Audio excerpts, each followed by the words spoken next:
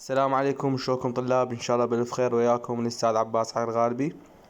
طلاب ان شاء الله بعد قليل رسميا من وزارة التربية بعد قليل تصريح بخصوص موعد نتائج الثالث المتوسط. طبعا هذا الخبر رسمي من وزارة التربية. بعد قليل راح يعلنون موعد نتائج الثالث المتوسط، يعني يمتى؟ يا يوم. فانتظرونا ان شاء الله على قناتي مال التليجرام، حطيت لكم اياها باول تعليق، راح ابلغكم. فهذا الخبر مو النشر اليوم، النشر مو اليوم، راح ينطون موعد للنشر، احتمال باكر عقبه الاسبوع الجاي الاسبوع اللي وراه، نتأكد ننتظر ان شاء الله ونبلغكم. مثل ما قلنا لكم نتائج ورا العيد، بس ما نعرف ورا العيد يوم يومين بثلاثة باسبوع ما نعرف.